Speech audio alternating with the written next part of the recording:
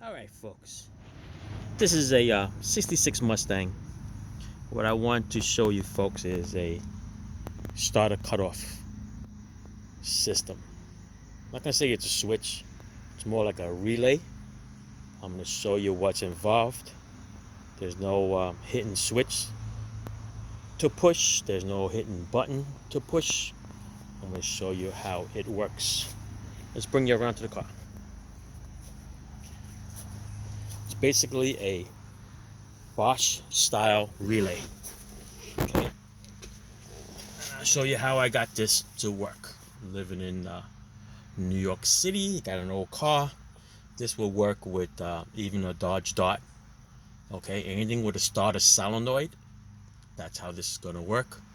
You're basically going to separate the starter solenoid wire. Okay, on a Ford there is a solenoid on the side of the fender. There's also one on a Mopar. Okay, so you're getting that signal switch that comes from the ignition to the solenoid to start the car. I'll show you what we're going to do here. All right, in the old style cars, don't forget you got that little high beam headlight switch there. Okay, I'm going to show you what this does and explain to you how I wired it, and then you can wire it to pretty much whatever you want to do with it. All right, but this is going to be a cutoff switch for a Ford or a Dodge. Okay, now you hop into your car, you go and you start it, right? Because you don't want nobody to steal it, right? So you go in here and you go to start it. Doesn't start. Okay, so you would think there's a cutoff switch in here, but you look under the dash because that's where everybody mounts it. Everybody hides a cutoff switch under the dash. Why? They hide it here. They put it in the glove box over there. Some people put a momentary button underneath the seat so you can push on it. Some people have it on the side of the seat over here by the seat track. They push it over here. So if there is a cutoff switch, somebody's going to know it. But what about this trick? Watch this. Pull your headlight out.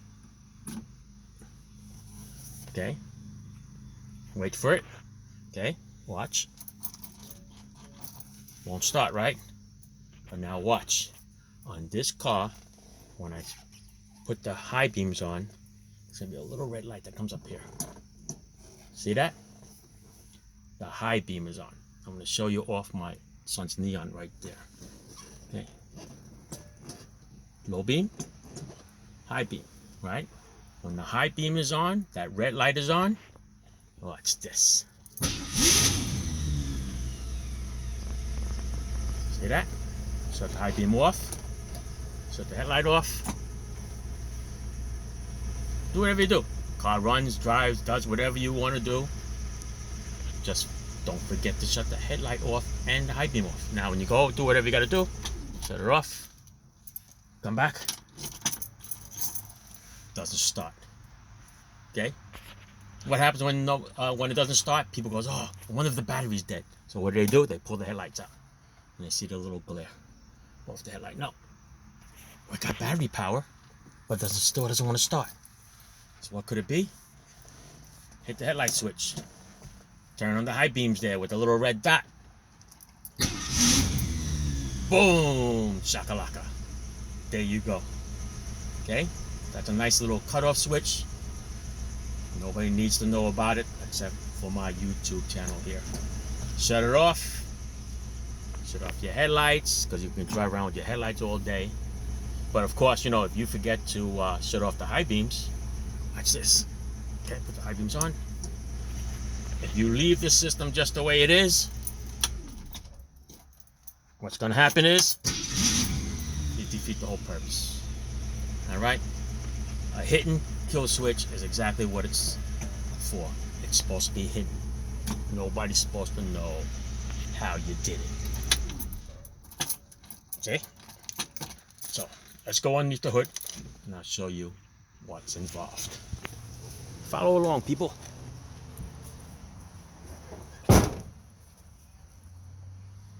'66 Mustang 289.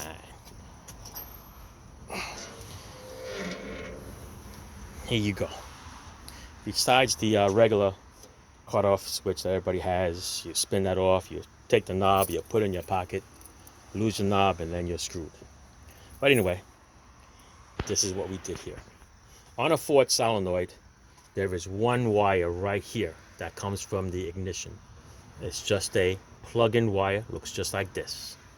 We're going to disconnect that, okay, and we're going to put a splice in between it.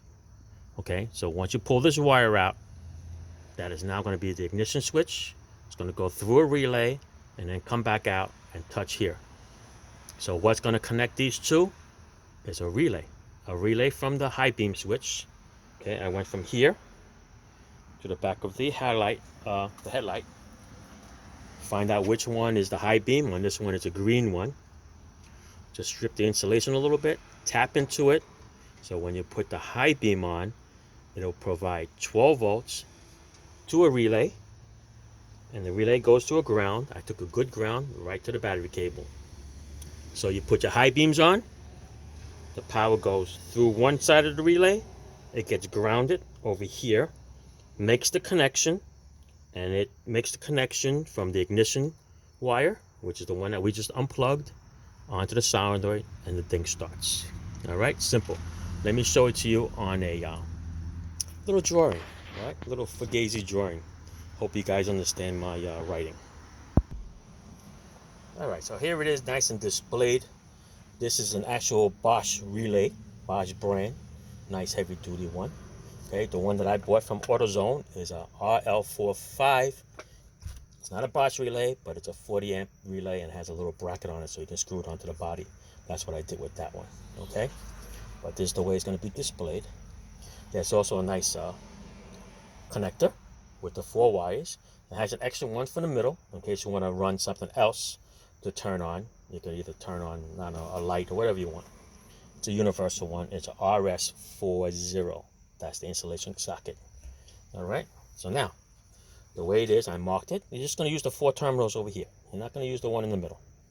Okay. So the 30 is going to be the ignition source, which comes in from your steering column. Okay. And this one here is going to go to your solenoid. Now, originally, the way you have it, you have one wire, comes from the ignition source, goes right to the solenoid. So we're going to disconnect that, attach it to here. Okay, and then this one is going to go to the solenoid. So now this is open, this is not connected yet, so we need to energize the relay to connect it. So how we do that is we're going to take this one negative, we're going to ground it, and we need a hot wire over here, which is your power source. The power source is now going to be your power from your headlight. So when you turn your high beams on, 12 volts is going to come here, 12 volts is going to ground. It's going to close this relay, it's going to pull the relay closed, and it's going to make these 2 wires connect. Simple. Got it? Pull the headlight, power here, grounds here, pulls the solenoid that's in the relay closed, and it's going to connect your ignition to the solenoid, and the car is going to start. Okay? On a GM car, you're just going to get and find the starter solenoid wire that's on the solenoid. That's the one you're going to separate. Okay, it's going to go through these 2 wires. On a Chrysler, on an old Chrysler, of course, you got the starter relay right on the side. There's one wire, I think it's a yellow wire, comes in from the ignition. You could do the same thing. Get a yellow wire over here, put this one to your relay, put this to your headlight, put this to your ground. Okay, if you want to do a separate thing too, I mean, you could put this to your 12 volt source. You can put this to a switch underneath the dash. It could be a momentary button. You just want to push it, ground the wire, make the connection, and the thing starts. So you could use the relay as a switch like that. Okay, it could be a momentary button switch. You just push it, you ground it, everything connects, and you're good to go. It does not have to be a headlight switch. It does not have to be a high beam. It could be pretty much anything that you want to turn on. It's pretty cool. I mean, well, it doesn't pay on the old cars, but on a new car, you step on the brake lights and then it starts. So you can do that too. It does not have to be on the ignition switch. Okay, coming in. If you want, you can jump and find your neutral safety switch. Okay, you got the neutral safety switch coming in. What you're going to do is you're just going to separate the wire. One's going to go here, and the other one's going to go here. So basically, whatever wire that you're looking for, you're going to cut it, you're going to splice it, go from here and here, and it's the same thing. Okay, it's not going to start because it's not energized yet. All right, you guys think it's a good deal? Give me a thumbs up. I think it's a good deal, as long as you remember that that's what you have to do. Otherwise, you're going to be sitting there calling AAA saying, I don't start. But I'm going to go back to the car now. I'm going to show you. I didn't do anything major here. Okay, no harm is done to anything except for a little bit of a shaving of the wire on the high beam. Otherwise, everything is bolt on and goes right back together. All right, let me go back to the car for you. All right, so over here, okay, I took the plug, okay. It's right here. It's this little red one right here. Looks just like this. Okay, just like that. I just unplugged it. I got a number 10 machine screw, because that's a nut that you need here. Okay, number 10 machine screw. And just like that, with a little stud, I shoved it into the connector. Here it is right there. All right, shoved it into the connector. I put a little black tape on it. So God forbid anything happens and you're not sure what happened, maybe the relay went bad. Listen, just take the black tape off, unplug it, and stick it onto this terminal over here, and you're back to normal again. Okay, the thing will start. No harm done. All right, so the only harm done here is basically the wire that I tapped into the high beam wire. All right, that green wire on the high beam, I just shaved a little bit off the insulation, and I tied it to it, and I soldered it, and it comes out over here. So basically, this can go back exactly the way it is, but just take the nut off, take the black tape, and plug it right back in there, and you're back to stock. Okay, nothing beats a good ground except right there, right to the battery. Okay, I tried to ground to that back here, but the apron's not a good ground. I could come here, but then you got to do another wire, so frig that. Right to the battery source. This is great. Okay, so you got your little kill switch here, and that's it. Let me know what you think, guys. Give me a thumbs up, subscribe. I usually don't ask you to subscribe, but whatever. Enjoy, boys. Ciao.